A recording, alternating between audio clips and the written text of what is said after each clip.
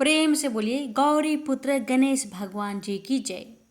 प्रेम से बोलिए हर हर महादेव माता पार्वती की जय। अहोई माता की जय। प्यारे भक्तों, अहोई माता माँ पार्वती का ही एक स्वरूप है। आज की वीडियो में आप सभी श्रवण करेंगे अहोई अष्टमी की व्रत कथा।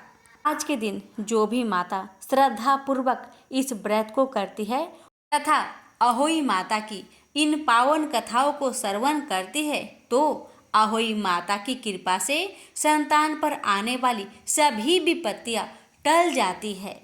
बच्चों का जीवन सुखी, समृद्ध और सफल हो जाता है। इसलिए व्रत करने वाले माताओं से हमारा निवेदन है, अगर आप व्रत करती है तो इन कथाओं को श्रद्धा भाव से पूरा अवश्य सुनिएगा, क्योंकि आधा अधूरा कथा श्रवण करने से व्रत का पूर्ण फल प्राप्त नहीं होता।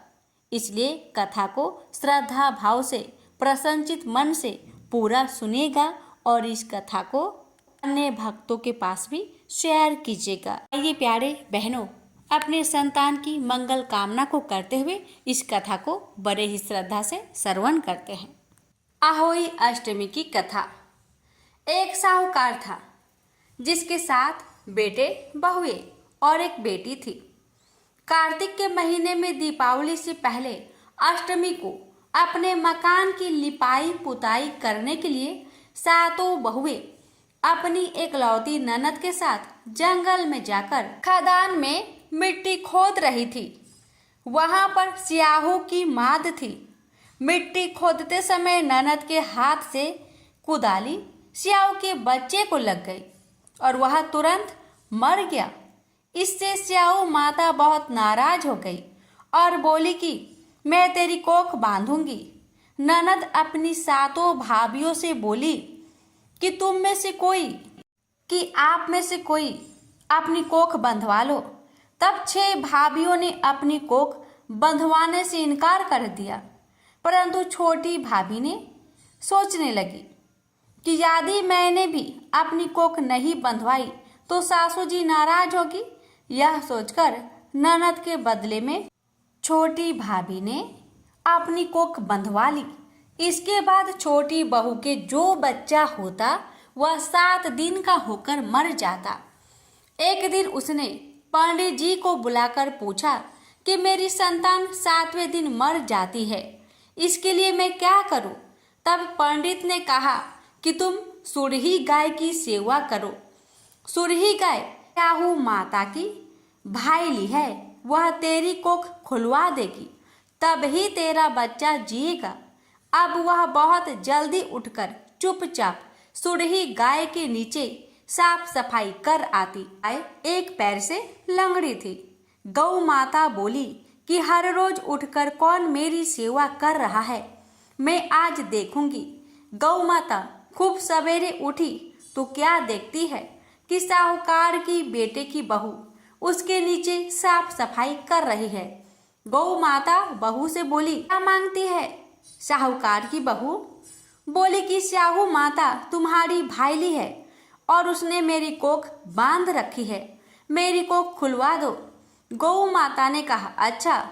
गौ माता साहूकार की बहू को अपने भाईली के पास लेकर चली। रास्ते में कड़ी धूप थी। वो दोनों एक पेड़ के नीचे बैठ गई। थोड़ी देर में एक सांप आया। उसी पेड़ पर गरुड़ पंखनी के बच्चे को डसने लगा। साहूकार की बहू ने सांप ढाल के नीचे दबा दिया और बच्चे को बचा लिया। थोड़ी देर में गरुड़ पंखनी आई तो वहां खून देखकर साहूकार की बहू को चोंच मारने लगी। साहूकार की बहू ने कहा, मैंने तेरे बच्चे को नहीं मारा, बल्कि सांप तेरे बच्चे को मारने आया था। मैंने तो उससे तेरे बच्चे की रक्षा की है। यह सुनकर गरुड़ पंखनी बोली कि मांग, तू क्या मांगती है? वह बोली, 7 समुंदर पार स्याहू माता रहती है, हमें तुम उसके पास पहुंचा दो। गरुड़ पंखनी ने दोनों को अपनी पीठ पर बैठाकर स्याहू माता के पास पहुंचा दिया। स्याहू माता उनको देखकर बोली कि बाझिन बहुत दिनों में आई है। बातें करते समय स्याहू माता ने बीच में कहा कि बहिन, मेरे सिर में जुए पड़ गई है। सुरही के कहने पर साहूकार की बहू ने उसके सिर की सारी जुएं निकाल दी।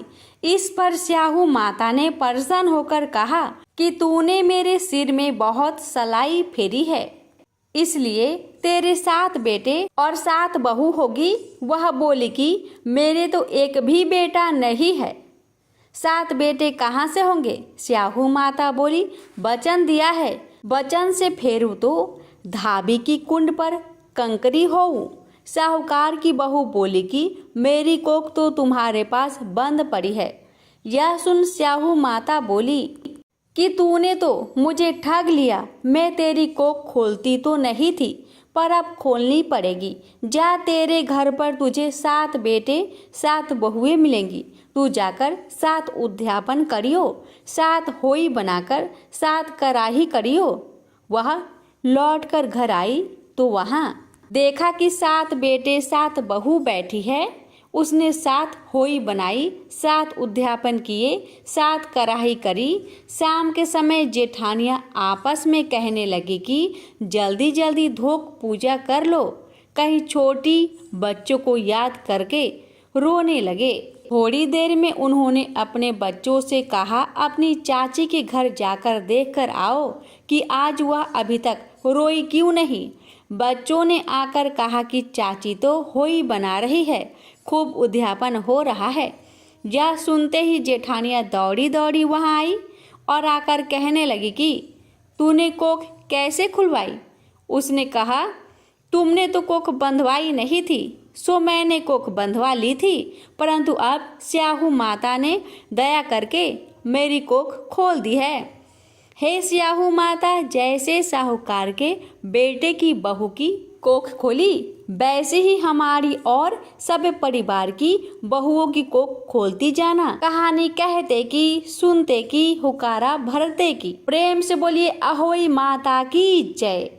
बहुत समय पहले की बात है। किसी गांव में एक औरत के 7 पुत्र थे। 7 पुत्र अपने माता पिता के साथ रहते थे। एक दिन की बात है, कार्तिक का महीना चल रहा था। उस समय वह माता जंगल में गई मिट्टी खोदने के लिए। मिट्टी खोदते समय गलती से एक सावक का बच्चा उसकी कुल्हाड़ी से लगकर मर गई। उस सावक के मौत से उस औरत को बहुत अफसोस होता है, लेकिन वह अब कर भी क्या सकती है। बेचारी दुखी मन से मिट्टी लेकर अपने घर को चल दी। अब होता है ये, सावक के मौत के बाद उस औरत के 7 पुत्र एक एक करके मृत्यु को प्राप्त हो जाते हैं। इस घटना से वह औरत बहुत दुखी हुई और अपनी सारी कहानी गांव के हर एक महिला को रो रो कर सुनाती जा रही थी और कह रही थी, बहन, मैं जंगल में मिट्टी खोदने गई थी। गलती से मेरी कुल्हाड़ी से मिट्टी खोदते समय एक सावक का बच्चा मर गया और उसके बाद से ही मेरे 7 बच्चे एक एक करके मर गए। मैं क्या करूं बहन, मैं क्या करूं। अभी पास में ही एक बुजुर्ग महिला बैठी हुई थी। उसने उस माता को बताया कि बेटी, तुम माता अहोई की श्रद्धा पूर्वक आराधना करो, सब कुछ ठीक हो जाएगा। अहोई माता पर भरोसा रखो। अब वह महिला पशु के शावक की सोते हुए हत्या की पश्चाताप के लिए उस औरत ने शावक का चित्र बनाया और माता अहोई अष्टमी के चित्र के साथ रखकर उनकी बड़े ही श्रद्धा से पूजन करने लगी। तो औरत ने श्रद्धा पूर्वक विधि विधान के साथ 7 वर्षों तक अहोई अष्टमी का व्रत किया और कथाओं का श्रवण किया और आखिर में उसके 7 पुत्र फिर से जीवित हो गए। तो प्रेम से बोलिए अहोई माता की जय। हे माता, जैसे आपने उस माता के सभी पुत्र की रक्षा की, वैसे ही आपकी कथा कहने वाले, सुनने वाले, हुक्कार भरने वाले सभी भक्तों की सभी मनोकामना को पूर्ण करना, सभी की बच्चे की रक्षा करना। प्रेम से बोलिए अहोई माता की जय। एक दिन महाराज युधिष्ठिर ने भगवान श्री कृष्ण से कहा कि हे प्रभु, कोई ऐसा उत्तम व्रत बताए जिसके प्रभाव से मनुष्य के सांसारिक दुख कलेश दूर होकर वे पुत्र एवं पुत्रवान हो। यह सुनकर भगवान बोले, हे राजन, तुमने बड़ा ही उत्तम प्रश्न किया है। मैं तुमको एक पौराणिक इतिहास सुनाता हूँ, ध्यान पूर्वक सुनो। एक समय श्री लोमस ऋषि वज्रराज की मथुरापुरी में वासुदेव देवकी के घर गए। ऋषिराज को आया हुआ देखकर दोनों अत्यंत प्रसन्न हुए तथा उनको उत्तम आसन पर बैठाकर उनकी अनेक प्रकार से वंदना तथा सत्कार किया। फिर मुनि के चरणोदक से अपने घर तथा शरीर को पवित्र किया। मुनि प्रसन्न होकर उनको कथा सुनाने लगे। कथा के कहते कहते लोमस ऋषि ने कहा कि हे देवकी, दुष्ट दुराचारी पापी कंस ने तुम्हारे कई पुत्रों को मार डाले, जिसके कारण तुम्हारा मन अत्यंत दुखी है। इसी प्रकार राजा नहुस की पत्नी चंद्रमुखी भी दुखी रहा करती थी, किंतु उसने यही व्रत को विधि विधान सहित किया, जिसके प्रताप से उनको संतान सुख प्राप्त हुआ। यह सुनकर देवकी ने हाथ जोड़कर मुनि से कहा कि हे ऋषिराज, कृपा करके रानी चंद्रमुखी का संपूर्ण वृत्तांत तथा इस व्रत का विधान विस्तार सहित मुझे बताइए, जिसमें मैं भी इस दुख से छुटकारा पाऊं। लोमस ऋषि ने कहा, हे देवकी, अयोध्या के राजा नहुस की रानी का नाम चंद्रमुखी था। वह अत्यंत सुंदरी थी। उसी नगर में विष्णुगुप्त नाम का एक ब्राह्मण रहता था। उसकी स्त्री का नाम चंद्रमुखी था। वह अत्यंत रूपवान सुंदरी थी। रानी और ब्राह्मणी में अत्यंत प्रेम था। एक दिन वे दोनों सरयू नदी में स्नान करने के निमित्त गई। वहां उन्होंने देखा कि अन्य बहुत सी स्त्रियां सरयू नदी में स्नान करके निर्मल वस्त्र पहनकर एक मंडप में श्री शंकर एवं पार्वती की मूर्ति स्थापित करके उनकी पूजा कर रही है। रानी और ब्राह्मणी यह देखकर उस मंडप में गई और उन स्त्रियों से पूछा, हे बहिनों, यह तुम किस देवता का और किस कारण से पूजन व्रत कर रही हो? यह सुनकर स्त्रियों ने कहा कि हम सब संतान की सलामती के लिए हम भगवान शिव और माता पार्वती की पूजन चंदन अक्षत आदि से षोडशोपचार विधि से किया है। यह सब इसी पुनीत व्रत का विधान है। यह सुनकर रानी और ब्राह्मणी ने भी इस व्रत को करने का मन में संकल्प किया और घर वापस लौट आई।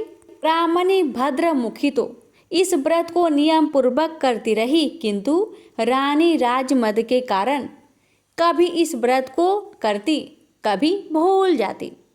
कुछ समय बाद वे दोनों मर गई। दूसरे जन्म में रानी ने बंदरिया और ब्राह्मणी ने मुर्गी की योनि पाई। इधर ब्राह्मणी मुर्गी की योनि में भी कुछ भी नहीं भूली और भगवान शंकर तथा माता पार्वती का ध्यान करती रही।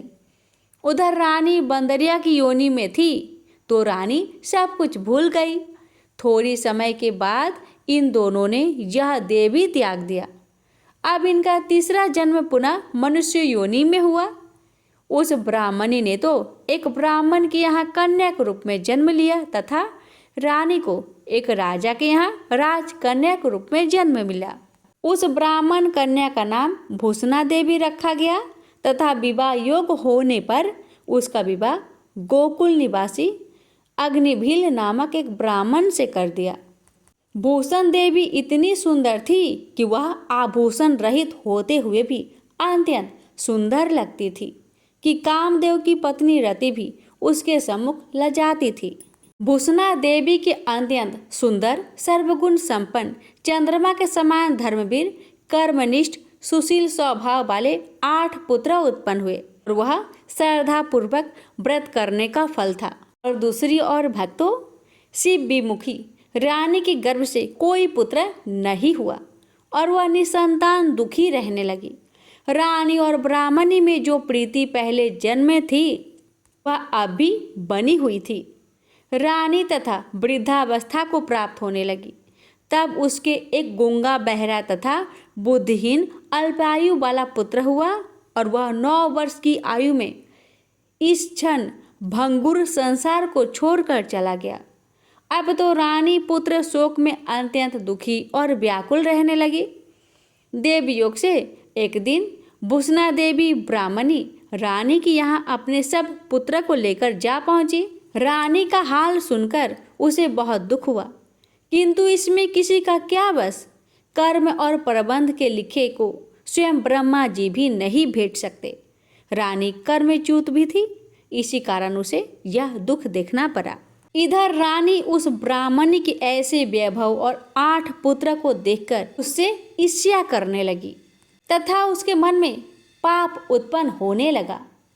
उस ब्राह्मणी ने राजा का संताप दूर करने के निमित्त अपने 8 पुत्र रानी के पास छोड़ दिए। रानी ने पाप की वशीभूत होकर उन ब्राह्मण पुत्रों की हत्या करने का विचार से लड्डू में जहर मिलाकर उनको भोजन करा दिया। परंतु भगवान शंकर माता पार्वती की कृपा से एक बालक की भी मृत्यु नहीं हुई। यह देखकर तो रानी अत्यंत आश्चर्यचकित हो गई और इस रहस्य का पता लगाने की मन में ठान ली। भगवान की पूजा सेवा से निवृत्त होकर एक दिन जब बुसना देवी आई तो रानी ने उससे कहा कि मैंने तेरे पुत्र को मारने के लिए विष मिलाकर लड्डू खिला दिए, लेकिन इससे भी तो एक भी तुम्हारा बेटा नहीं मरा।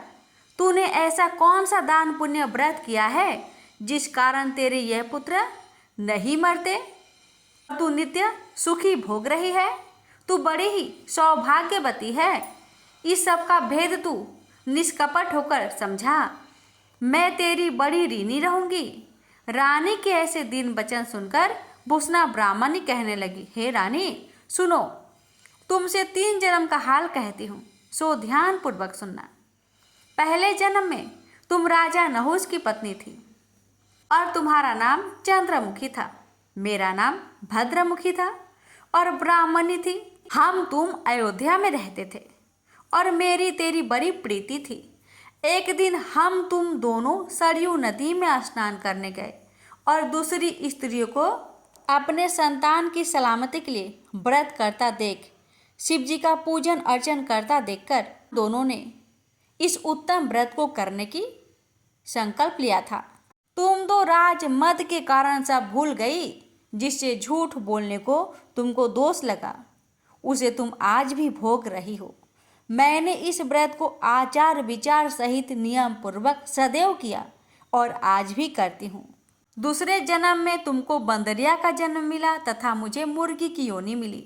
भगवान शंकर की कृपा से इस व्रत के प्रभाव तथा भगवान नाम को मैं इस जन्म में भी नहीं भूली और निरंतर इस व्रत को नियम अनुसार करती रही। तुम अपने इस संकल्प को इस जन्म में भी भूल गई।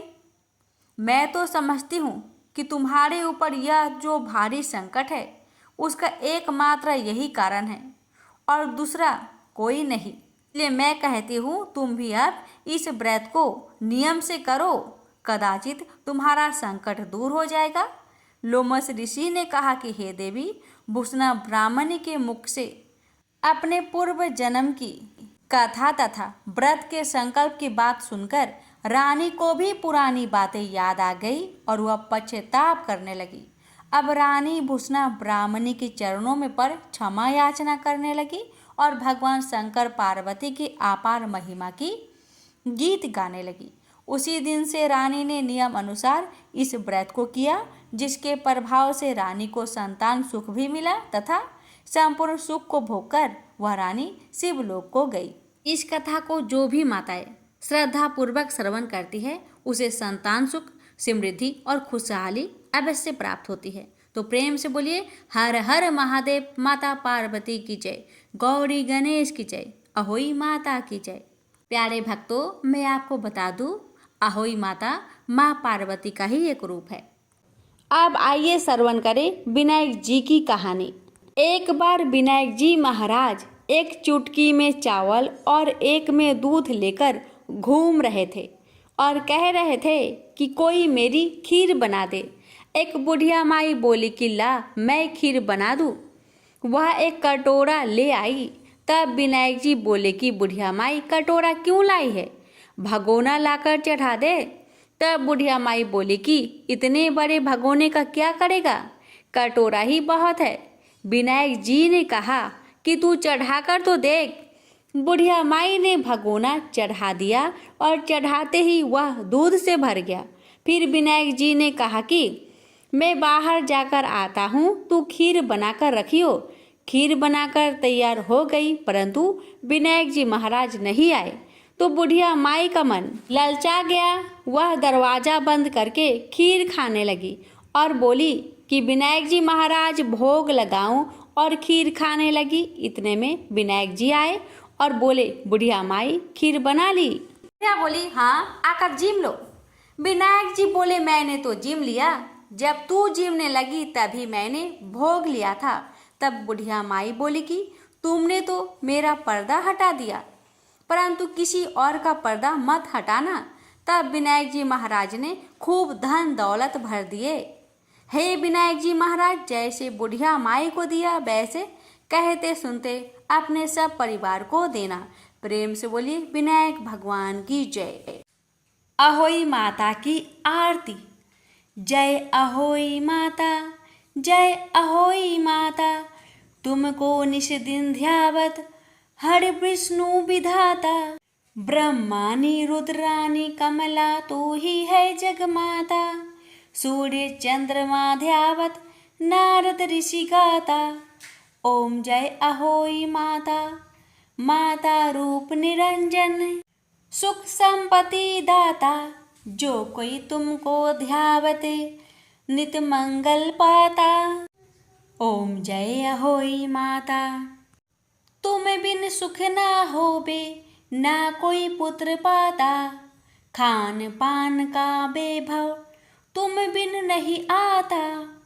ओम जय अहोई माता, शोभे गुण सुंदर युक्ता, क्षीर निधि जाता।